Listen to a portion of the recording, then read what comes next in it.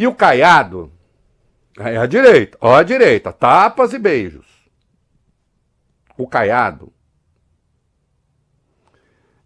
agora resolveu bater de novo no Ciro Nogueira, porque o Ciro Nogueira já deixou claro que o Caiado não será candidato. Ele preside a federação, né, progressista, que une o Progressistas e a Federação União Progressista, que une o Progressistas e União Brasil, ele e o Rueda, e os dois já meio falaram assim, cai fora, ô meu filho, você não vai ser candidato. Então o Caiadão, que era uma direita ali, não tô entrando no mérito das coisas que ele pensava, mas que era uma coisa meio independente do Bolsonaro, resolveu fazer as mesuras ao Bolsonaro. Eu nunca achei que pudesse dar certo. Lembrando que em Goiás o Bolsonaro lançou um candidato contra o candidato do Caiado. O candidato do Caiado, o Mabel, acabou ganhando com voto da esquerda, inclusive, também. A verdade é essa, para derrotar o candidato do Bolsonaro. Aí o Caiado resolve fazer o discurso de ultradireita, aí não sei o quê. Tá fora. E o Ciro é um dos articuladores disso, todo mundo sabe, né? E o Caiado resolveu sair atirando, né? Aliás, Vai Bene, você já preparou que você é rápido? Vai Bene é muito rápido. Quem não assistiu o filme Cães de Aluguel do Tarantino tem de ver. No fim, pode botar o vídeo com um pouquinho de som, Vai Bene, baixinho, só para quem está no rádio, né? Quem está no rádio não vai ver, depois procura nas redes sociais, eu vou falando em cima enquanto mostra o filme. Todo mundo atira em todo mundo. Todo mundo morre. Né? É um filme, afinal, do Tarantino. Vai Bene, tem muito ketchup. Né? Não é ketchup, é uma outra mistura. Uhum. Mas tem muito sangue, Arthur. Sim, groselha. E eu gosto da cena assim. Todo mundo atira. Tarantino está longe de ser o meu cineasta predileto. Eu tenho amigos que falam que é porque eu sou meio burro. Mas não interessa, eu não gosto. Não rola, Bastardos Inglórios, eu acho aquilo uma maluquice. Mas enfim, né? Daqui a pouco o Jefferson me dá um esporro aqui, fala, deixa de ser idiota. Mas enfim. Mas no Cães de Aluguel todo mundo atira. Fica todo mundo caído no chão. Né? E só um contador pega a maleta e foge. Enquanto... E aí é terrível, porque no fim um amigo tem que matar o outro que está morrendo para abreviar o sofrimento, mas aí chega a polícia, barreira sangueira.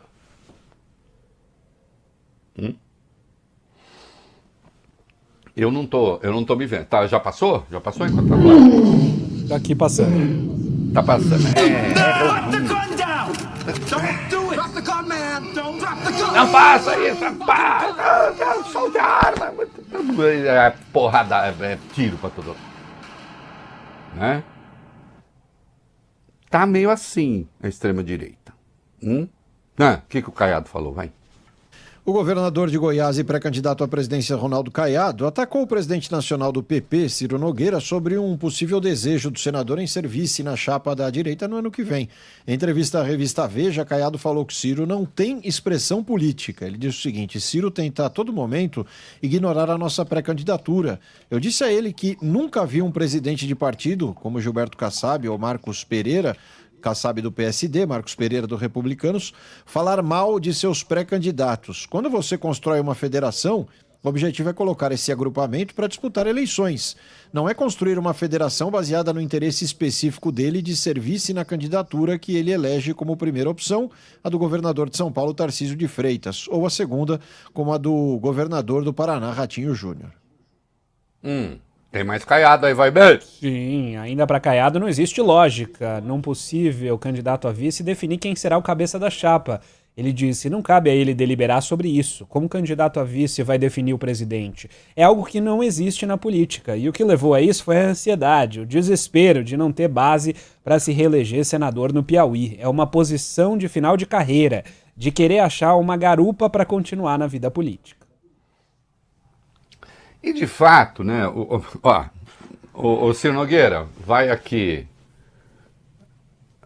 uma crítica em certo sentido elogiosa. Eu tenho admiração, e vocês sabem disso, né, meninos? Eu admiro inteligência. Em primeiro lugar, gosto. Em primeiro lugar, não é uma ordem moral de valores. Assim, eu gosto de pessoas inteligentes, independentemente da... Ah, só você gosta? Tem gente que tem problema com gente inteligente, mas eu não tenho. Mesmo quando é do outro lado, enfim, como é o Ciro, né? Ele é inteligente. Ele tem uma leitura do jogo, do que pode acontecer, que é muito mais sensata do que muita gente. Só que ele está vendo a coisa desandar e ele está um pouco afoito. E ele tenta botar um pouco de ordem no meio de um troço que não está querendo muita ordem, velho. Porque as pessoas têm suas... Caiu meu microfone. Eita! Porque as pessoas têm lá a sua leitura do jogo. Por exemplo, já falei, o Eduardo, para ele, perder eleição, se a extrema-direita perder eleição, não é uma tragédia. Ele não vê como uma tragédia. Dentro da visão que ele abraçou, perder também é um modo de manter o controle disso que se criou, dessa onda de opinião que se criou no Brasil. De extrema-direita. Tal. E ele enxerga na possibilidade de uma vitória do Tarcísio com o Ciro, que conversa com todo mundo. Uma diluição dessa coisa de extrema-direita. Que eu tenho a certeza, intimamente, o Ciro deve achar que tem de ser diluída mesmo. Porque esse troço que eles criaram aí é difícil de ser administrado, né? E aí ele tenta, de maneira talvez mais afoita do que seus companheiros de trajetória gostariam, determinar os destinos, e não dá certo. Então tá tudo meio atrapalhado, né?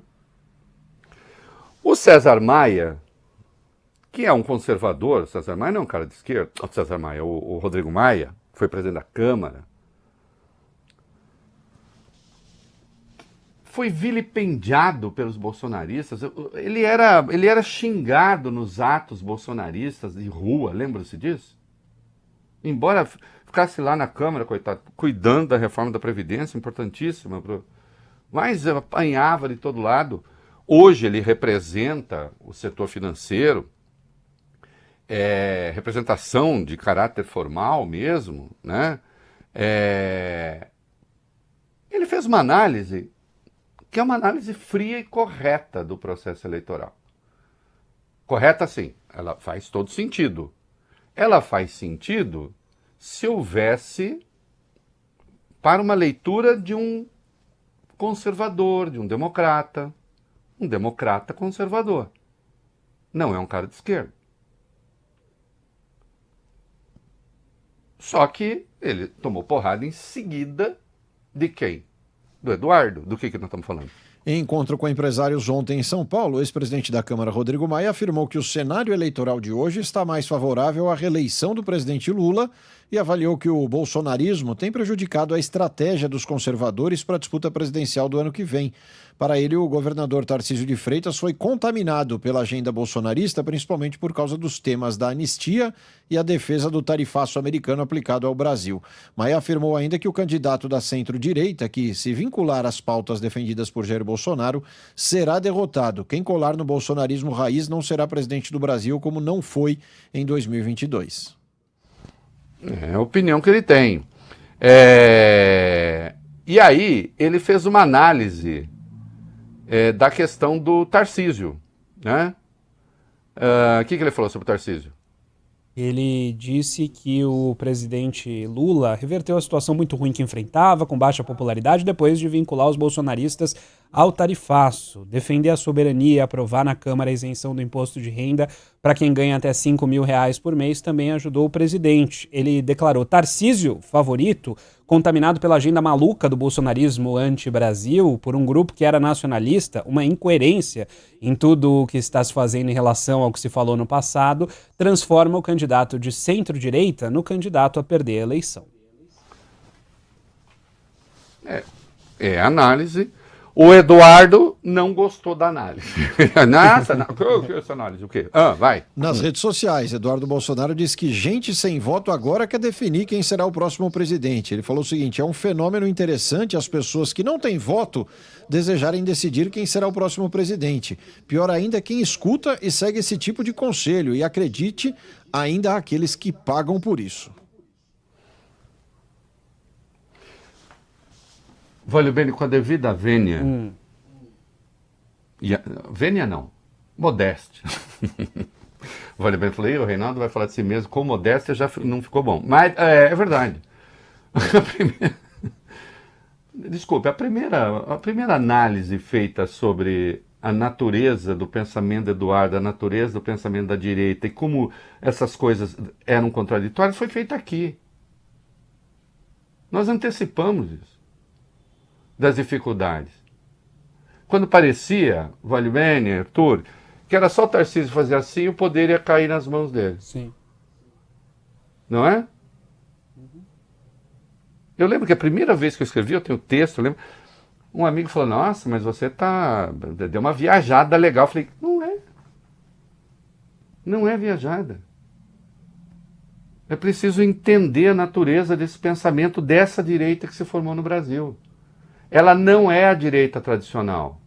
A direita tradicional foi engolida.